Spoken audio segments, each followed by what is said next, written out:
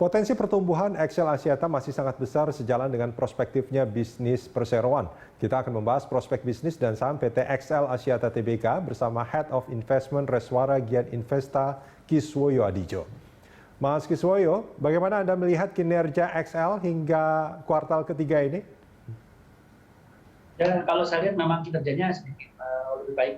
Jadi kalau kita lihat memang XL berusaha untuk pulih, jadi dari dulu yang kisahnya ceritanya rugi, tapi dia sudah berusaha mengalihkan kerugiannya menjadi profit, dan itu juga salah satunya mungkin dia adalah upaya menjual menara agar dia lebih efisien, sehingga diharapkan itu kedepannya memang XL bisa fokus untuk melayani fokus ke bisnis utamanya, yaitu menjual data, pulsa dan sebagainya. Jadi XL memang kalau sekarang sudah berusaha untuk lebih unggul dari Indosat, dan itu sudah terbukti sukses. Tinggal nanti ke depannya dia harus menyanyi yang nomor satunya, yaitu Telkomsel, seperti itu.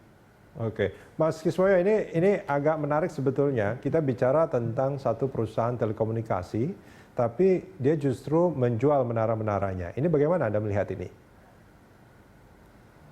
Kalau kita lihat, ini mungkin bagian strategi dari bisnis dia, karena jangan lupa bahwa ketika sebuah perusahaan memiliki menara telekomunikasi itu ada cost maintenance, dan juga ada kerumitan juga mungkin harus menghandle dan memelihara begitu banyak menara. Sehingga mungkin dia XL menganggap, wah saya lebih efisien dengan cara saya menjual, lalu setelah itu menara tersebut tetap disewa sama saya, sehingga saya tidak lagi mengurusi yang urusan kos-kos untuk pemeliharaan menara tersebut, saya tidak perlu ngurusin lagi, sehingga dia bisa fokus ke bisnis utamanya, yaitu telekomunikasi. Oke, Anda melihat apa yang dilakukan sebetulnya sudah sesuai dengan track mereka untuk berkembang artinya ya? Kalau saya lihat memang ini sudah sesuai, karena kita lihat juga begitu banyak perusahaan, kayak contohnya Indosat itu sudah menjual menara mereka, bahkan Telkomsel pun sudah mulai mengalihkan menara mereka kepada Mitratel, istilahnya sepupunya dalam satu bisnis Telkom. Artinya biar Mitratel yang mengurusi menaranya, Telkomsel juga fokus ke bisnis utamanya di telekomunikasi. Sehingga mungkin itu akan membuat mereka lebih fokus, lebih bisa fokus, karena bagaimana juga ingat perkembangan teknologi ini masih jauh ke depan. 4G atau 4G ini juga belum merata ke seluruh Indonesia, dan kita di luar negeri sudah mulai mempersiapkan 5G, 5G.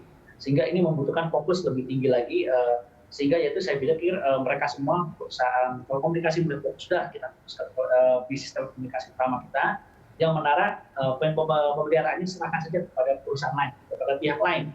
Sehingga saya lihat itu bagus sih sebetulnya mereka fokus, karena 5G ini nanti butuh fokus lebih tinggi lagi, karena itu bisnis yang menarik, dan juga kita lihat persiapan kemarin 4G juga kita telat, jadi mungkin diharapkan 5G ini kita bisa lebih cepat lah.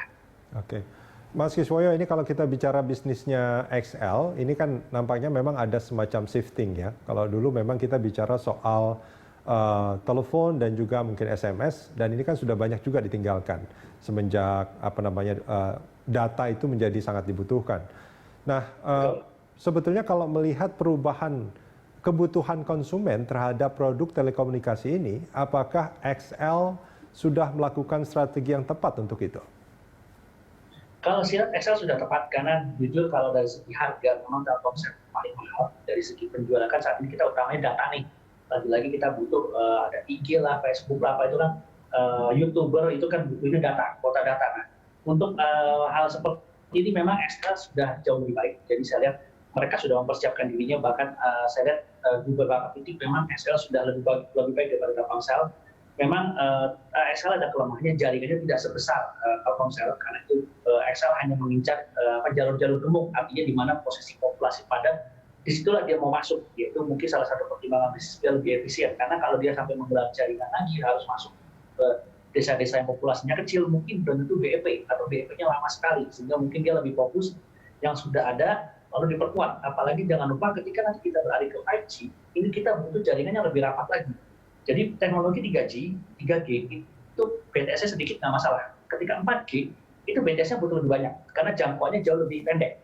Karena itu teknologinya lebih tinggi, jadi kecepatannya lebih tinggi. Terus jangan lupa nanti 5G kayaknya butuh lebih rapat lagi di menara BTS. Sehingga mungkin yang sudah ada, XL harus memperkuatnya. Nah mungkin, ya itu salah satu tadi saya bilang, menjual menara yang sudah ada, lalu setelah itu nanti dia akan meminta perusahaan yang pengelola menyewakan menara BTS, yuk bikin lagi menara BTS, saya sewa lagi, karena dia butuh teknologi baru yang menaranya butuh lebih rapat lagi gitu. Sehingga jangan sampai pelanggan yang sekarang dia sudah ada dan jadi perusahaan dengan pelanggan nomor 2, nomor satunya Telkomsel, itu jangan sampai hilang.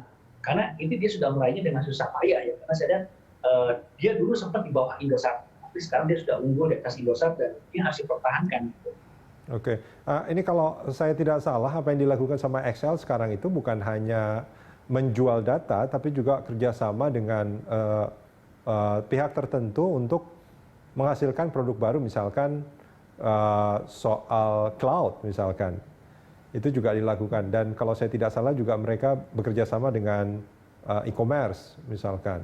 Dan dulu juga kita tahu bahwa mereka punya pernah membangun Elevania yang gagal kan. Nah ini bagaimana Anda melihat ini? Jadi memang kalau kita lihat arahnya perusahaan telekomunikasi tidak hanya dari XL, tapi kalau kita lihat sampai Telkomsel saja sampai mau masuk ke Gojek gitu kan, itu memang kita sudah mulai masuk ke arah bisnis e-commerce. Jadi mereka ingin ikut terlibat juga. Dan ini memang XL artinya tidak mau berdiam diri, merasa oke saya sudah unggul dari Indosat, ya sudah, tidak, tapi dia berusaha mengejar Telkomsel. Cara satu-satunya memang mengikuti gaya Telkomsel. Ketika Telkomsel mulai masuk ke e-commerce, ya mau nggak mau dia harus ikut masuk ke e-commerce juga. Artinya dia berusaha mengimbangi apa yang Telkomsel lakukan, saya juga harus lakukan. Biar saya bisa mengimbangi dia, biarpun dalam skala yang lebih kecil. Jadi memang sebetulnya XL bagus juga. Artinya karena kita lihat bahwa Telkomsel sendiri sudah merasa pasar dia sudah jenuh, dia masuk ke e-commerce, dan XL juga, ya udah kita putuskan untuk masuk juga ke e-commerce, ke e-commerce itu bagus, karena itu sih mengikuti jejak yang terbesar aja deh, yang terbesar. Dia udah mulai masuk ke e-commerce, jangan sampai dia ketinggalan. Dan jangan sampai dia ketinggalan lagi, nanti disalip lagi sama Indosat. Gitu kan. Jadi memang dia ingin menjadi nomor 2 dan dia harus mempertahankan itu dengan cara ya gampang, copy paste aja, copycat. Lihat yang pertama lakuin apa, ya kita coba lagi gitu. Seperti itu. Sebetulnya kalau di industri telekomunikasi ini XL itu masih sebagai contender gitu ya, atau bagaimana melihatnya Mas Kiswoyo? XL ini jujur kalau lihat dari segi jaringannya jauh lebih baik daripada Indosat. Terus dari segi juga jumlah pelanggan juga dia sudah nomor 2, tetap memang nomor 1 Telkomsel. Tapi kalau kita lihat juga dari sisi kualitas jaringan, memang dia juga jauh lebih bagus daripada Indosat juga. Dan di beberapa titik dia berhasil menyamai Telkomsel, bahkan ada di beberapa titik di beberapa wilayah dia jauh lebih baik daripada Telkomsel.